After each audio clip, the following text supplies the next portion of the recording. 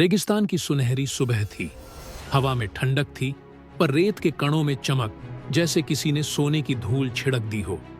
दूर दूर तक तंबू दिखाई दे रहे थे और ठीक बीच में जल रहा था एक छोटा सा अलाव।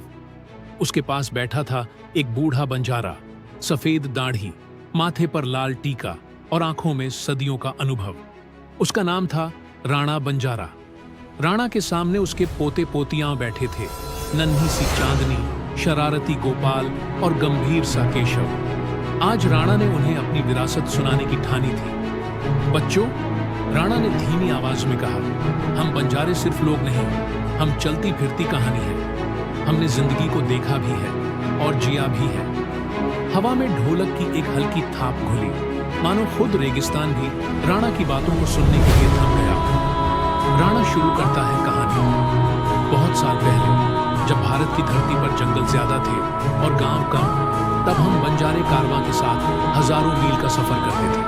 हम अनाज लेकर चलते थे, घोड़े बेचते थे, नमक पहुंचाते थे और नए नए शहरों को जोड़ते थे। हम रास्ते बनाते गए और उन रास्तों ने ही आगे चलकर भारत को जोड़ा। चांदनी ने उत्सुकता से पूछा, दादा, क्या तब सड़कें नहीं थी? राणा हंस पड़ा, नन्ही, सड़कें बाद में बनी। हम पहले से ही उस रास्ते को जानते थे जिस पर राजाओं की सेना भी चलने से डरती थी। हमारे पास था सितारों का नक्शा।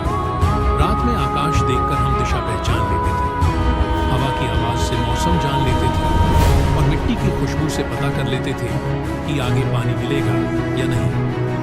कहानी में रहस्य आता है। केशव ने आगे झुककर पूछा, दादा, क्या कोई खजाना भी ले जाते थे? राणा ने गहरी सांस ली। हाँ, लेकिन सोने चांदी का नहीं। हमारा असली खजाना था हमारी आजादी। कोई राजा, कोई सरदार, कोई जमींदार हमें रोक नहीं सकता।